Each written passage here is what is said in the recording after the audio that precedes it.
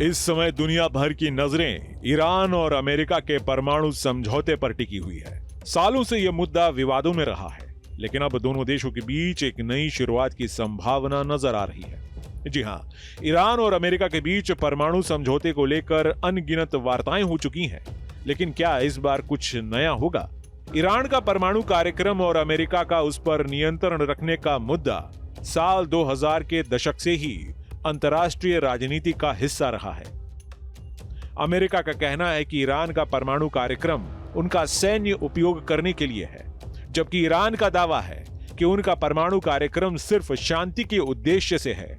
यह मामला साल 2015 में एक बड़े समझौते की ओर बढ़ा, जिसे joint comprehensive plan of action कहा गया, जिसे ईरान परमाणु समझौता भी कहा जाता है। इस समझौते के तहत ईरान ने अपने परमाणु कार्यक्रम को सीमित किया और बदले में अमेरिकी प्रतिबंधों में ढील दी गई। लेकिन साल 2018 में अमेरिकी राष्ट्रपति डोनाल्ड ट्रंप ने अचानक इस समझौते से अमेरिका को बाहर कर लिया और ईरान पर फिर से कड़े प्रतिबंध लगा दिए। ट्रंप के इस फैसले के बाद से दोनों देशों के रिश्ते तनावपूर्ण हो गए। ईरान ने भी जवाबी कार्रवाई की ओर अपने परमाणु कार्यक्रम को फिर से तेज कर दिया। फिर उसके बाद बाइडेन प्रशासन के तहत अमेरिका ने फिर से ईरान के साथ वार्ता की शुरुआत की, लेकिन इस बार वार्ता में कोई स्थिरता नहीं थी। 2021 में बाइडेन ने संकेत दिए थे कि वे ईरान के साथ समझौता करना चाहते हैं, लेकिन ईरान की शर्तें भी अलग थीं। दोनों देशों के बीच ये मुद्दा लगातार लंबा होता गया और किसी समझौते पर पहुंचना मुश्किल साबित हुआ। अब ट्रंप के आने के बाद और ट्रंप के कई ऐसे बयानों से ऐसा लगता है कि वो अब दोबारा से समझौते के बारे में सोच रहे हैं। हाल ही में ओमान में हुई बैठकों को लेकर कुछ उम्मीदें जागी हैं। ओमान एक तटस्थ देश है, जिसे मध्य पूर्व में अपनी कूटनीतिक भूमिका के लिए जाना जाता है। इस बैठक में दोनों देशों के प्रतिनिधियों ने पहली बार अप्रत्यक्ष वार्ता की, यानी दोनों देशों के प्रतिनिधियों ने सीधे संपर्क नहीं किया, बल्कि उनके बीच ओमान के प्रतिनिधियों ने कड़ी मध्यस्थता की। इस वार्ता में दोनों देशों के प्रतिनिधियों ने संवाद और समझौते के रास्ते पर आगे बढ़ने की कोशिश की। हालांकि दोनों पक्षों ने स्पष्ट रूप से यह नहीं बताया कि इन वार्ताओं का परिणाम हो क्या सकता है, लेकिन इसके बावजूद ये एक सकारात्मक संकेत है कि दोनों देश इस मुद्दे पर फिर से बैठने को तैयार हैं। ट्रंप चाहते हैं कि वो डायरेक्ट ईरान के साथ वार्ता करें, यानी किसी तीसरे पार्टी के बजाय 1-to-1 बात हो। वहीं ईरान चाहता है कि कोई तीसरी पार्टी इसमें शामिल हो।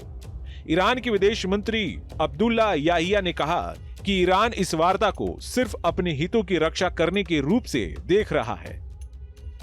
उन्होंने यह भी कहा कि ईरान संवेदनशील मुद्दों पर बातचीत के लिए तैयार है, लेकिन अमेरिका को भी अपने वादों को निभाना होगा जो उसने पहले ईरान के साथ परमाणु समझौते में किए थे।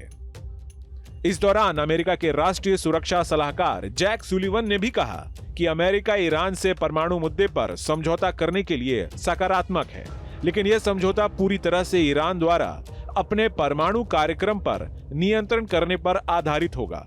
अमेरिका का यह भी कहना है कि अगर ईरान अपने परमाणु कार्यक्रम को पूरी तरह से प्रतिबंधित नहीं करता है तो वो प्रतिबंधों को और बढ़ाएगा। अंतर्राष्ट्रीय समुदाय के लिए यह मुद्दा बहुत अहम है, क्योंकि ईरान का परमाणु कार्यक्रम सीधे तौर पर मध्य पूर्व के सुरक्षा पर प्रभाव डालता है। अगर ईरान को परमाणु हथियार हासिल होते हैं तो यह पूरे क्षेत्र की सुरक्षा को खतरे में डाल सकता है और इसके परिणाम स्वरूप इस क्षेत्र के देशों के बीच संघर्ष और बढ़ सकता है।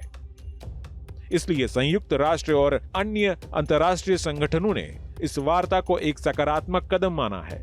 संयुक्त राष्ट्र महासचिव एंटोनियो गुटेरेस ने भी इस तरह की वार्ता का स्वागत किया है और कहा, संघर्ष से बचने के लिए बातचीत सबसे अच्छा तरीका है। अब सवाल यह उठता है कि इस वार्ता से क्या परिणाम निकल सकता है? क्या दोनों देश इस बार समझौते पर पहुंच पाएंगे? क्या ईरान अपने परमाणु कार्यक्रम को पूरी तरह से रोकने को तैयार होगा?